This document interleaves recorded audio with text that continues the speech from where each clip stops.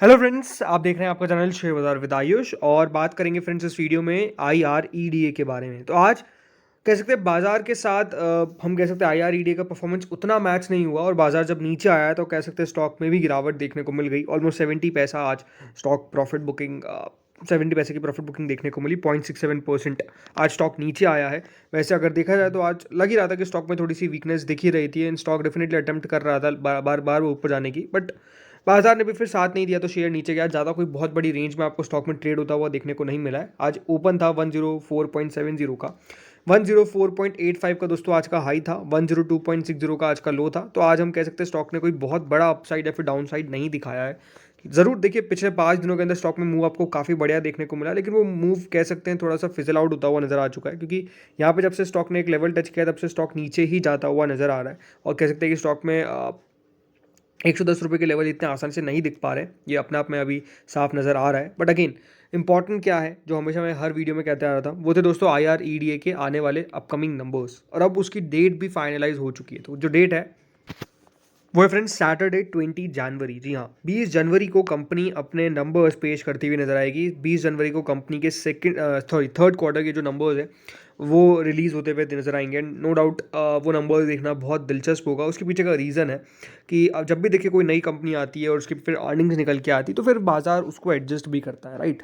अगर कंपनी की अर्निंग्स बहुत ही अबाव एक्सपेक्टेशन है तो मार्केट उसको थम्स अप जरूर देगा, लेकिन याद रखिएगा अगर अर्निंग्स बिलो एक्सपेक्टेशंस होती है या फिर बाजार अर्निंग्स को पसंद नहीं करता है कोई भी वे पॉइंट से, तो आई थिंक फिर मार्केट उस स्टॉक के अंदर आपको भयानक गिरावट भी दिखा देता है। तो ये बहुत ज़रूरी होने वाला है IREDA के अंदर देखना कि नंबर्स किस तरीके के निकल के आते हैं, बिकॉज जो हमने प्राइस मूवमेंट देखा है IREDA के अंदर वो नो डाउट सिग्निफिकेंट है, राइट। 32 रुपये का कंपनी अपना IPO का प्राइस लेकर आती है, लिस्टिंग होती है ऑलमोस्ट शानदार, उसके बाद स्टॉक ऑलमोस्ट वहाँ से भी डबल। तो जिस प्रकार का अपमूव हमने देखा IREDA के अंदर वो बहुत ही शानदार था, राइट। लेकिन ये शानदार अपमूव को जस्टिफाई करने के लिए आपको पता है कि कंपनी की अर्निंग्स चाहिए, राइट। तो जब कंपनी की अर्निंग्स पेश करेगा, जब नंबर्स इसके निकल कर आएंगे 20 जनवरी को, तो आई थिंक बहुत कुछ क्लियर हो जाएगा और उसके बाद हम जो भी मूव है वो डेफिनेटली समझ जाएंगे कि हाँ किस बेसिस पे आपको देखने को मिल रहा है, राइट। तो ये बहुत ज़्यादा इंपॉर्टेंट होने वाला है। तो बिल्कुल 20 जनवरी वो तारीख है जब आप नोट करके रखिए कि कंपनी क्या करती है। कंपनी ने सिर्फ यही कहा है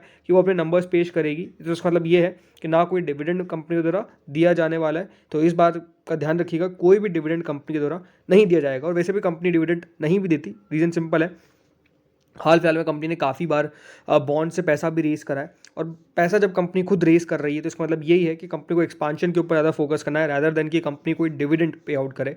और आपको बता देता हूँ कि आप काफ़ी लोग सोचते हैं कि डिविडेंड तो देना चाहिए ना कंपनी को, पर ज़रूरी नहीं है दोस्तों। अगर कंपनी डिविडेंड के बदले वही पैसा अपने एक्सपांशन पर लगाएगी तो याद रखिए आपको ज़्यादा फायदा होगा। ज़्यादा फायदा क्यों? बिकॉज अगर एक कंपनी की ग्रोथ हो रही है तो ओवरऑल आपके पोर्टफोलियो की ग्रोथ हो जाएगी, मतलब उस स्टॉक की ग्रोथ होगी तो पोर्टफोलियो आपका ऑटोमेटिकली बढ़ जाएगा। तो ये बहुत ज़रूरी है कि कंपनी पैसा कहाँ दे रही है। अगर डिविडेंड दे रही है तो बहुत अच्छी बात है, बट नहीं भी दे रही है तो उसको कोई नेगेटिव वे में नहीं लेना चाहिए। बिकॉज सिंपल सी बात है कि वो पैसा कंपनी कहाँ खर्च कर रही है आपको वो पता होना चाहिए। जो अपने कंपनी का मुनाफा आ रहा है वो कंपनी कहाँ पैसा लगा रही है वो ज़्यादा ज़रूरी है समझना।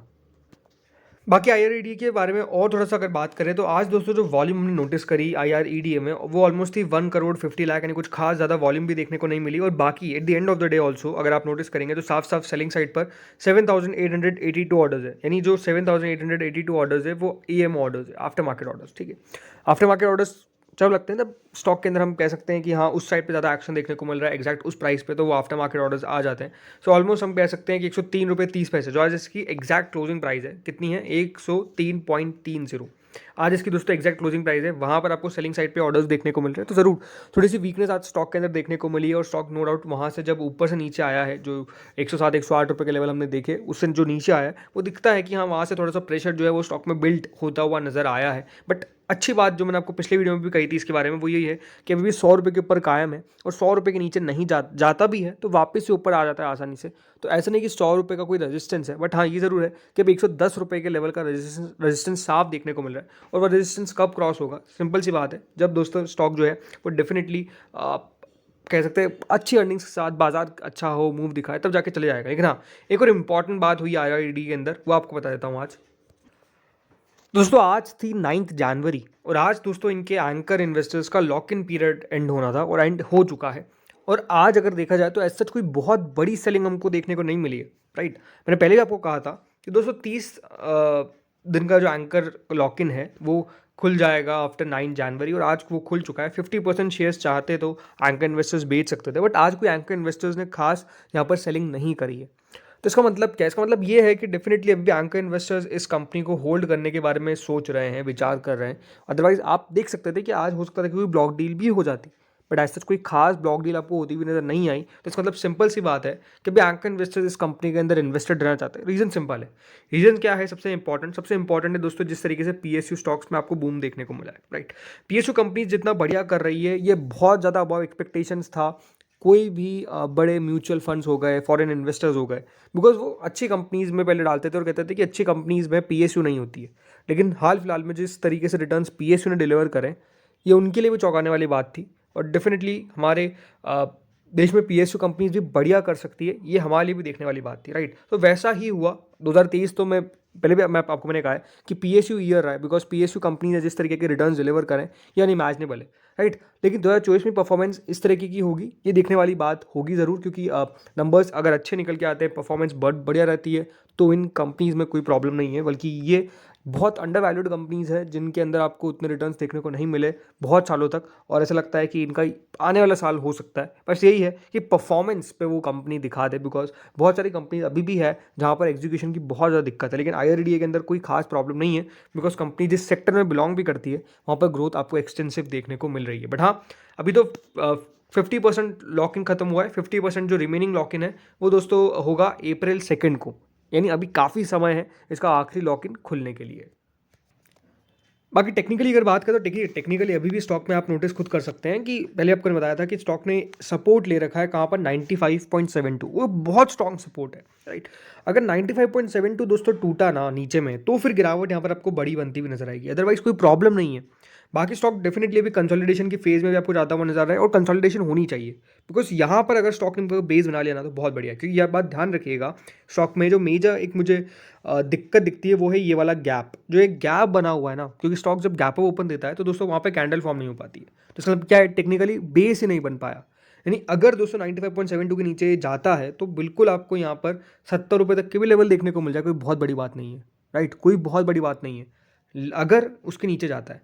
बाकी ये है कि हाँ, इसके ऊपर ही रहता है तो कोई प्रॉब्लम नहीं है, बट ज़रूर कहते तो यही है कि बेस बनना बहुत इंपॉर्टेंट है। तो लेट्स सी बेस बनता है कि नहीं। बट ये बात ज़रूर है कि हाँ, अगर इधर कंसोलिडेशन देखने को मिलेगा तो स्टॉक में एक और बेस क्रिएट हो जाएगा 95.72 के अलावा, जो आई थिंक स्ट्रॉन्ग सपोर्ट के तौर पे काम करेगा, राइट। तो देखना यही होगा कि हाँ, ये 110 रुपये के लेवल को कब क्रॉस करता है। बाकी देखा तो ऐसा कोई बहुत बड़ी बड़ी खबरें तो निकल के नहीं आ रही है हाल फिलहाल के अंदर जिसका आपको इस पर रिएक्शन देखने को मिले। मेजरली मेरे हिसाब से अब सिर्फ अर्निंग्स ही वो इसके लिए बूस्ट, या फिर हम कह सकते हैं डिक्लाइन का काम करता हुआ नजर आएगा। अगर अर्निंग्स अच्छी आई तो वेल एंड गुड, नहीं आई तो फिर थोड़ी सी प्रॉब्लम आपको देखने को मिल सकती है। तो लेट्स सी होता क्या है। तो 20 जनवरी दोस्तों वो डेट है जो आपको ध्यान में रखनी है, जब कंपनी के थर्ड क्वार्टर्स के नंबर्स जो है वो आते हुए नजर आएंगे। तो फ्रेंड्स, इस वीडियो में इतना ही था। होपफुली आपको वीडियो बढ़िया लगा होगा। Thank you friends for watching.